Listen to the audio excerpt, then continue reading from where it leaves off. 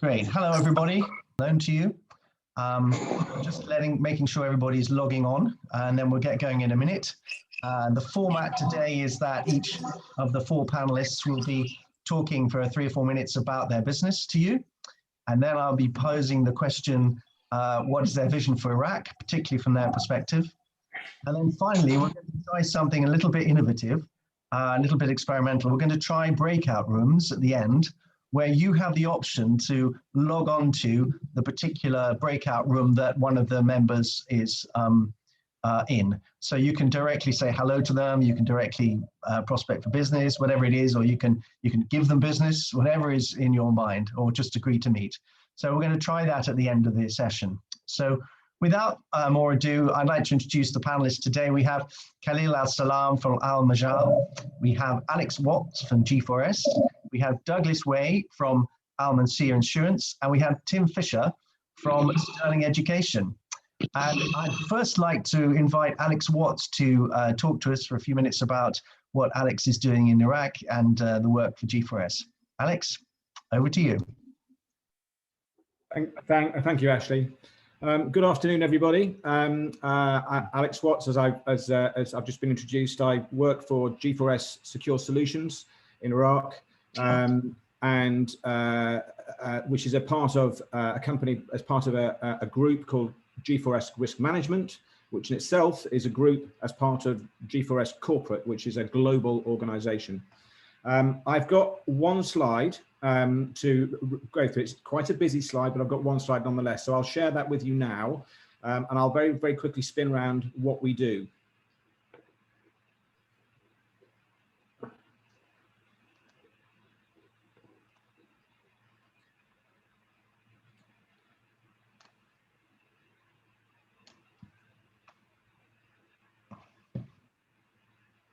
Can you see that? Yes, Alex. Yeah, great. We've been, G4S Secure Solutions has been in Iraq for many years now. We were formed through Armour Group. And we operate across Iraq. We're based in Baghdad. We have an awful lot of work down south in the Basra area. And we've also worked and will be working up in the north of Iraq in the liberated areas. We have business units, as I said, in Baghdad, Basra and Erbil, and our footprint really covers oil and gas. We work with a lot of international organizations in Baghdad itself, and of course we also run Baghdad International Airport, so we do aviation security as well. And in the north, we have operated in Mosul, Sinjar, and will be doing the same relatively shortly. What do we do? We are obviously known as a security organization, so we do static and mobile security, but we also do life support and facilities management. And the reason why that is important is because we have offered our services before, and we are best placed to be able to provide those for other partners on IBBC should they want to come in, particularly as international organizations want to come in. We're involved in ordnance management and reconstruction. Ordnance management, for the unappraised, is explosive hazard clearance and demining, basically, in Iraq. And that is what we're going to be heavily involved in relatively shortly. And I link that into reconstruction because ordnance management is really a precursor to reconstruction. And from my personal perspective, this is what I've been most involved in for the last 3.5 years in Iraq. We provide risk advisory services. We do capacity building and training services. And we also deliver basically integrated security solutions. So what we do is we provide the technology, we have our medical and emergency response, and provide information services to our clients. And the reason I say that is because that puts us in a very, very good position because of our experience and because of the network and the relationships that we have over here. We understand Iraq. We have more experience than most, and therefore, as a partner, For those organizations wanting to work in Iraq, particularly those ones that aren't yet working in here, we provide a very, very good option. And we have a very good legacy. We've performed extremely well. We're relatively incident free for the entire time we're here, which is testament to what we are and what we do. We employ over 1,500 people out here, most of whom are Iraqi. 85% of them are Iraqi, and we intend on being here for the next 10 to 15 years as well. That's probably it, Ashley, if that's all right. Thank you very much, Alex. Nicely succinct, and hopefully people will be able to meet you later on in the view rooms.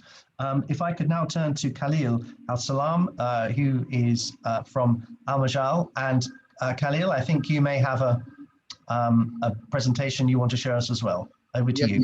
Thank you, Ashley, and thank you for this opportunity to present Majal. We're very happy to be members of IBBC and looking forward to collaborating with everyone here. I'm just going to give you a quick brief on Majal as a company. Can you see my screen? Yes, very clear, thanks. So Majal is a leading Iraqi company. We work in Iraq, and we exclusively work in Iraq, but we're headquartered in Basra with operations in Baghdad and Erbil, and have regional offices in Dubai and Amman. We really are focused on the Iraqi market, especially the oil and gas industry in Iraq, and have a network of companies that we operate within Iraq that service the oil and gas industry specifically. So here we really pride ourselves in being an Iraqi company with an extensive local experience and a commitment to service excellence and international best practices. To go through the list of companies or the business units that we operate in Iraq, the first is Majal Business Park, which a lot of IBBC members are residents of or regularly visit, which are life support camps inside of Basra. We have two strategically located camps, one in North Rumaila and Burjasiya, and we're very happy to have a large segment of the IBBC members being tenants of Majal Business Park, or AMBP, as we call them. Here we really pride ourselves in the life support offering that we provide within AMBP. The second company that we operate is Majal Energy Services, which is repair and maintenance services with a fully equipped service facility, machine shop, and qualified engineers and technicians. And here we really focus on the localization part, ensuring that we have the right facilities to do all the maintenance facilities that are required for an operation in southern Iraq.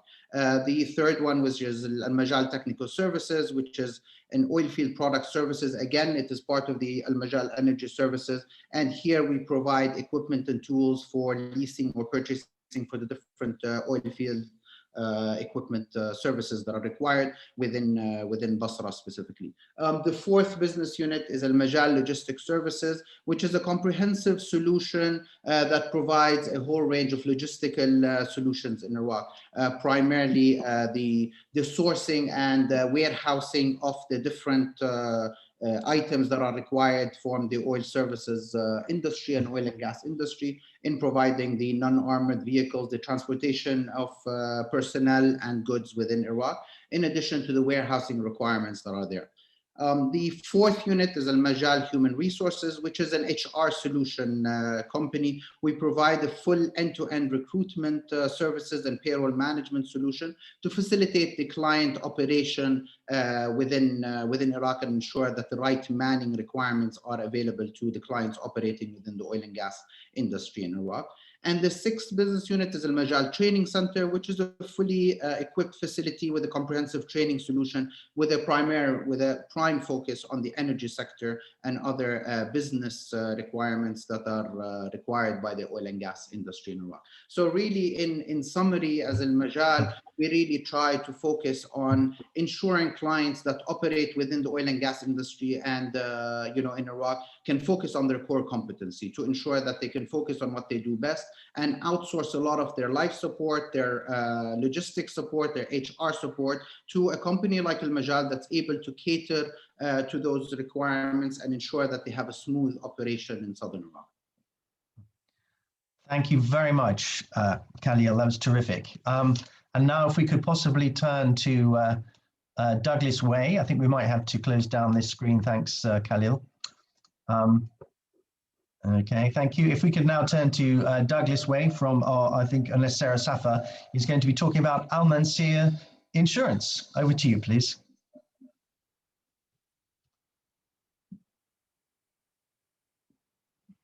Hello, everyone. Hello, Sarah. Hi. Hi, my name is Sarah. I'm the Vice President of Almaseer Insurance Company.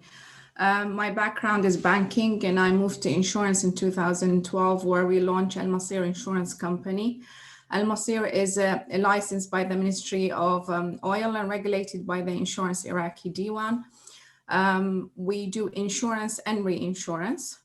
Main business book of business is energy. 70% what we write is energy, although now we've spread our book into casualty, liability, motor, medical insurance. In the past 2 years, we have worked on our medical insurance product, and that's been very successful. Our major clients are oil, foreign investors. Our vision obviously is to keep investing our team and to provide high quality product to our clients that fits their needs in Iraq, and obviously build a bigger reserve to be able to retain more business. So that's what we do. Our headquarters is based in Baghdad. Our team is 50% Iraqi and 50% UK based. And we do work remotely to make sure that we provide the best service for our clients. Douglas Way is one of the Chief Underwriting Officer who's based between UK and Baghdad. And he can explain a little bit more about our products and what we do. Thank you, Sarah. Is Douglas going to talk for a minute now?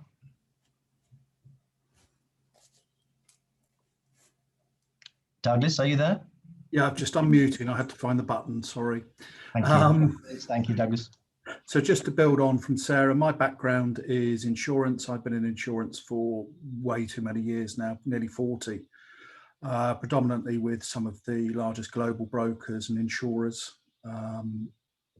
operating in the commercial sector.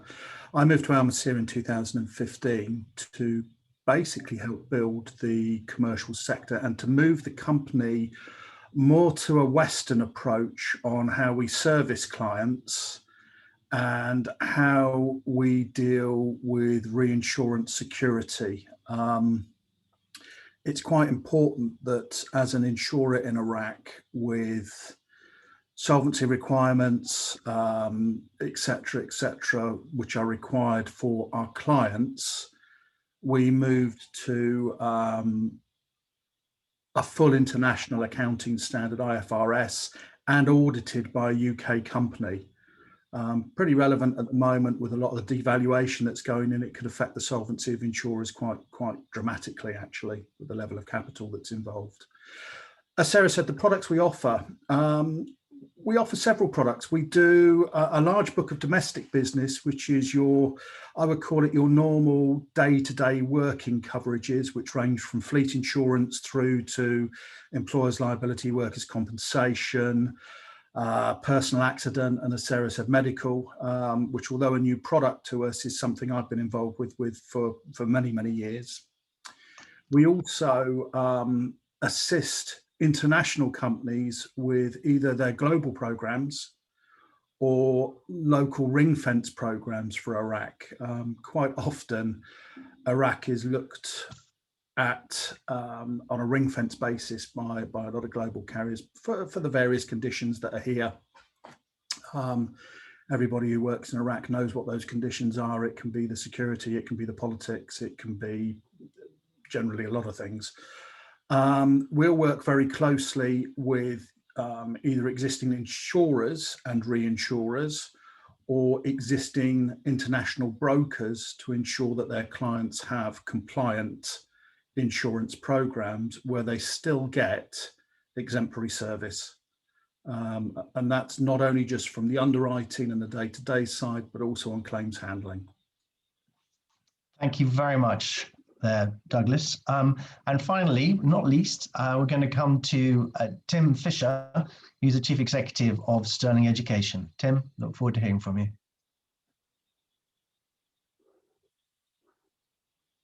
Good afternoon, everyone.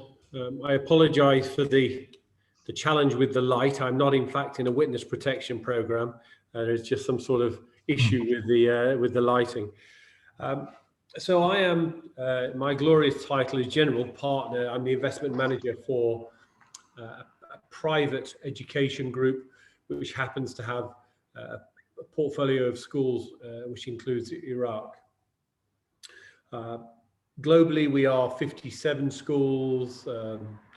We are 2 universities. So we have schools in the United Kingdom. We have a school in Madrid. We have schools in Sarajevo, in Delhi. And also we have a number of schools across Iraq, from Dahok in the very north through to Basra in the south. We have in Iraq, we have somewhere in the region of 42 schools where we educate 18,000 students, and we have 2 universities with campuses in Suleimania and Erbil.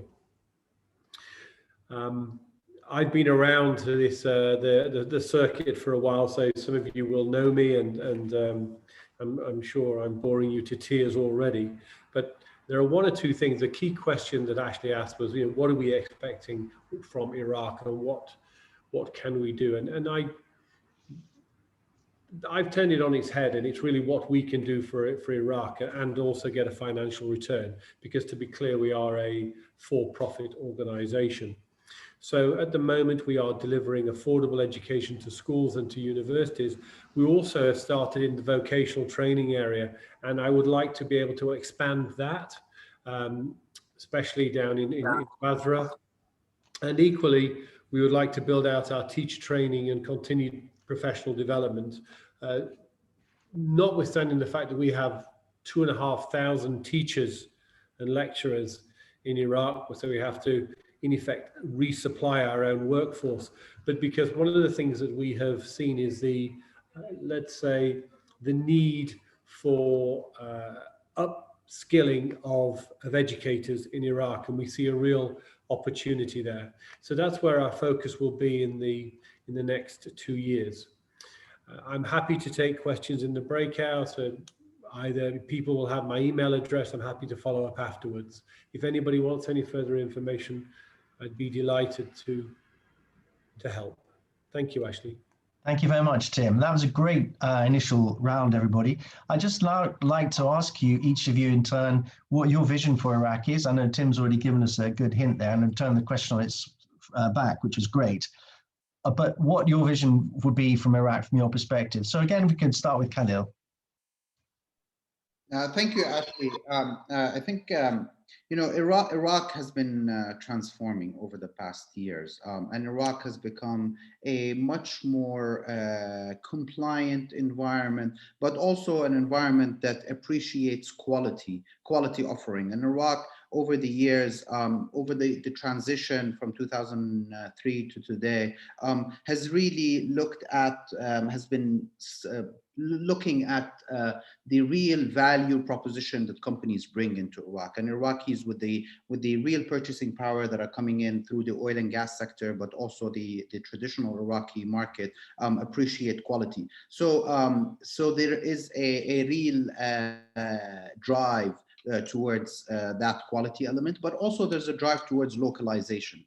We're seeing a lot of that happening over the past couple of years in terms of the increased local content that are coming into our industries. Let it be, we see it particularly in our human resources outfit, in that there's more local content that is required. There's more push by the IOCs and the NOCs coming in and pushing for local Iraqi content. So we pride ourselves in Majal as being an Iraqi outfit operated by Iraqi nationals that are well-trained, that are competent in what they do, and within a general framework of a state-of-the-art facility and maintenance capabilities and so on. So really that has been a drastic change that has happened in Iraq. Iraqis are still looking at a good quality product. But again, there's a huge drive towards localization, towards an Iraqi product, especially given some of the barriers to entry that happen with the Iraqi market today for foreign entities coming in,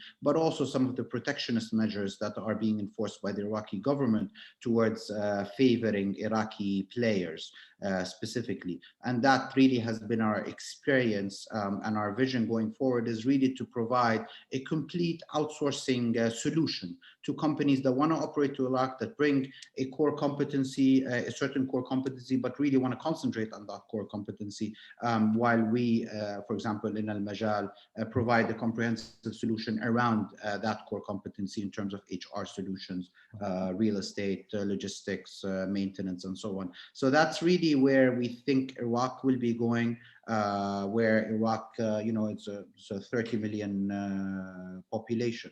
It has a huge drive and a huge momentum on its own that it can carry in terms of economic activity, but really requires a quality offering at a competitive pricing. Fantastic. It's that's a really great outlook. Thanks, Khalil. And again, we can easily overlook these optimistic things with problems, but actually you've got a really good optimistic view of the future here. So let's hope that stays with everybody. Alex, from your perspective, how would you like to see things evolve, and what are you seeing? I don't want to put a dampener on things. I think there are a number of current issues that need to resolve themselves. I think the fact that the country needs to rebuild and needs to grow. It needs to develop its economy. It needs to diversify its economy. But there does seem to be a will to be able to do that. And I think that as international companies here and local companies, if there is a will to help the country do that, then that would be a good thing. I think currently, right now, and it's not just because of COVID, it's because of the economic situation, things aren't set in place the way they should, and there is still a conflict, intra-conflict within Iraq, and conflict between some of those international influences that influence Iraq, and specifically Iran, the US, the Saudis, and the such like, and as long as that continues, and as long as those political battles take place, you're not allowing Iraq to breathe. But there does seem to be a will now from an Iraqi perspective to step forward and look forward and plan and start to see where they want to be in 10 years time and 15 years time, which is really encouraging. And I think that, together with sorting out the current security situation, the resurgence or mini resurgence of Daesh is a concern, not so much because of what they are likely to do, but because it in itself is driving a wedge between various sectors of society. And I think that, certainly from our perspective, we're involved in security, we're involved in rehabilitation, we're involved on the humanitarian side. That is what we're trying to achieve by getting involved in what we're getting involved in, because we think that if we can stop that wedge being driven, it contributes to Iraq becoming a proper national entity, as opposed to a series of split sectors and cultural groupings. I think economically, Iraq is the most fertile country in the Middle East. It has got huge potential economically, and needs to diversify away from oil in 10 years' time. It's going to require different economic resources in order for it to be able to flourish as much as it potentially should have been flourishing so far. And I think that my other point is one of digitization. One of the things that we find is most sectors that we're dealing with, government sectors, tend to be relatively archaic and have an inherent fear of digitization. But I think it's inevitable if Iraq wants to flourish and push forward, that revolution needs to happen, and Iraq needs to become more digital savvy, not because it's a solution in itself, but because it will help the processes and systems that we all have to deal with as international companies, and driving it forward, and will make them much more efficient. I think, and really to follow on from what Khalil was saying, as international companies and as Iraqi companies here within this forum, within the IBBC forum, I think utilizing the resources that we have, partnering with international companies that are here and have that experience, partnering with the local or with Iraqi companies over here is critical, and simply because they have the experience and they have the relationships and the network at government level and commercial level to be able to help and facilitate new companies wanting to come in, and actually companies that are already in Iraq to flourish better, because we all have we all deal with the same issues about visas and customs and getting contracts up and over the line, and we are more powerful as a group than we are individually, and I think that's probably it. But I'm hopeful. I'm hopeful, and I think we'll be around for a wee bit. And I think that I think that we need to push the Iraqis as part of our own companies forward. You have this incredibly rich resource in Iraq. The younger generation are actually a hugely impressive, well-educated group of people who are desperate to work and are desperate to be pushed forward. And I think we have a responsibility to bring them forward as an international company and push them to the fore. I'm not just talking about security guards. I'm talking about management positions, and I'm talking about leadership positions that we need to encourage these people to come through. They are the next generation. They are the future. But we do have a few issues to solve before that, but that's going to happen. Thank you very much, Alex. Really interesting analysis there. And over, I think, now to Doug or Sarah, who's going to be speaking for Almaseer. Your thoughts for the future. Thanks for everyone. I'll just add on Alex and Khalil. I think where there is challenges, I always say there is opportunities. And no matter how small those opportunities are, we're trying to work on the best that we can. What we've seen in the recent years, the government has tried to strengthen the private sector. And we, as in the insurance world, we're trying to strengthen the law in Iraq, trying to support our team, educate more people about insurance, provide more training to our team to be able to have the power to move into the Western standard. We also pride ourselves of working fully compliant and transparent. And we always do our research in terms of providing a new product for Iraq. What Alex mentioned about moving from oil, what we're doing at the moment, we invest in heavily in research about solar energy. So we're preparing a product that might see the light in the next few years. And yes, that's our vision. And we're working towards hoping that Iraq will be stable and we could achieve those ambitions. Thank you very much, Sarah. Tim, I know you've already mentioned something. Did you want to add something to that thought? The opportunity, the diversity, the things to navigate? I must say, Alex captured the challenges very well. So thank you for that, Alex. I would add to that, of course, there are questionable, let's say, business practices and governance issues, which we have to lay on top of that as well. But to coin a phrase adopted by Frank Sinatra, if you can do it here, you can do it anywhere. And I think this should give us the hope and the drive to continue. I do believe in Iraq. That is why we continue to invest in Iraq. I do believe there is an opportunity to grow in Iraq, certainly the education sector, but there are some challenges which the Iraqis themselves need to come to grips with. For example, around government, the political challenges, the religious challenges with the various politico-religious, let's say, the cut and thrust. So we have to find a way to swim through this. There is an incredible number of young Iraqi, very talented people. And I work with a number of them, and they have a passion for their homeland.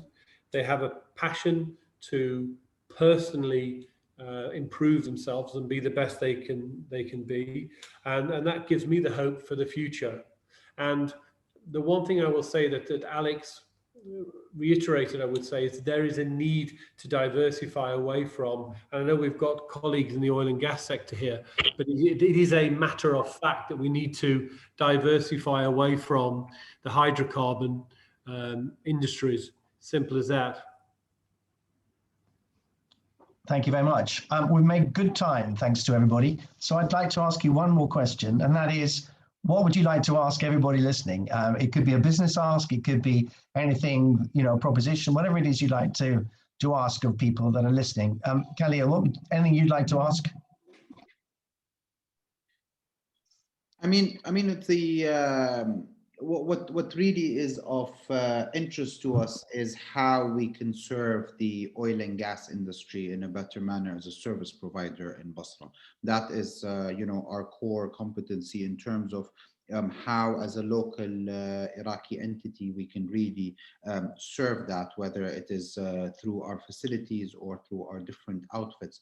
What more can be done, or what value proposition within outsourcing specifically, or within the segments that we provide, that companies operating within the oil and gas sector in Iraq or in Basra specifically would like to see from our proposition. Thank you. Alex? I would say pretty much the same thing from my perspective as well, and that's really what the company's aspirations are, what they want to do, and therefore what we can help provide them. We are committed to being here. We are committed in a number of sectors and a number of areas. We know we can't do that by ourselves, and we see this as a very valuable forum by which we can achieve our objectives for Iraq, and it is focused on Iraq, and it's making Iraq the place that it should be. So it's really trying to understand what it is that people want to do, and make them aware of the pitfalls, the current pitfalls. It's not easy working in Iraq. It's very challenging and it's very frustrating, but it is also, it can be incredibly rewarding as well. And I can't think of a better purpose. So yeah, that's what I'd say. Thank you very much. Sarah, what would you like to ask the audience? I think Doug has got a question, so I'll leave it to Douglas. Okay. Hello, Douglas.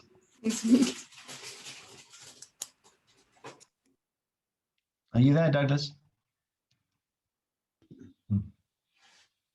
Right, are we okay? Can you hear me now? Yeah. Great, sorry about that. I think one of the big issues, or one of the big things that we have, and it is a big problem for us, is time.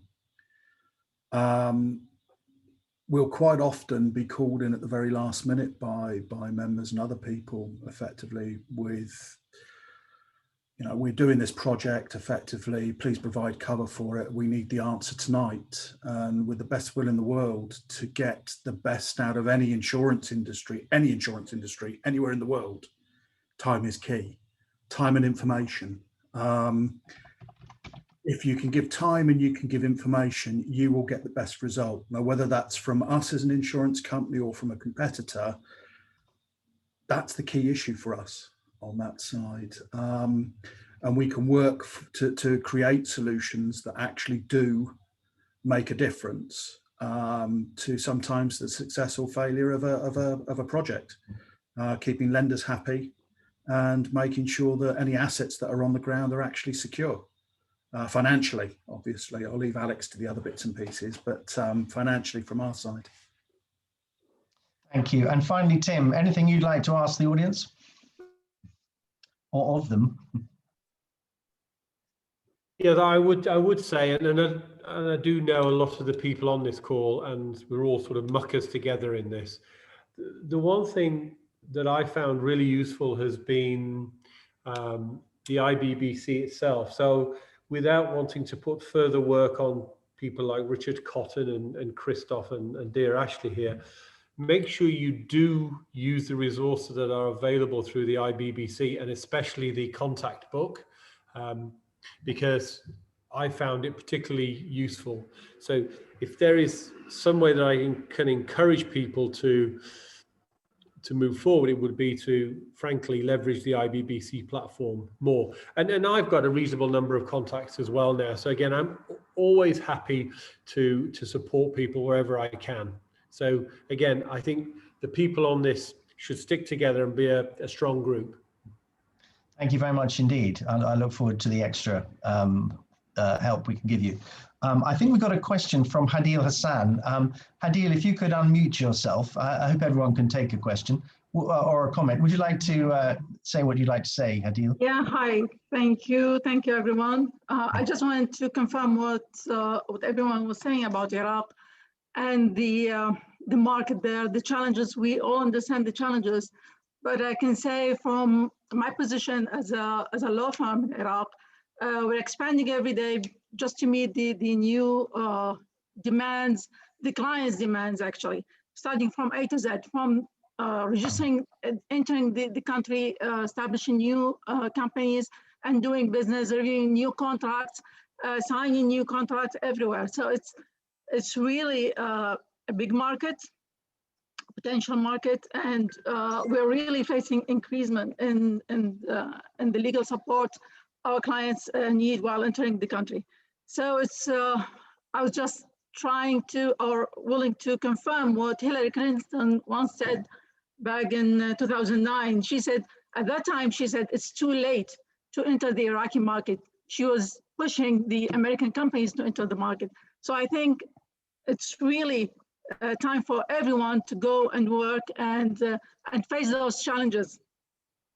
I just saw a comment from one of the audience asking about the militias, and I can assure everyone that there is really no, let's say, tangible effect for such kind of militias in Iraq. Everyone is there, and everyone can see that if you are really willing to do something in Iraq and do business, then you can definitely be successful. And we have here successful stories, just like the G4S, Majal, and the insurance company Almaseer.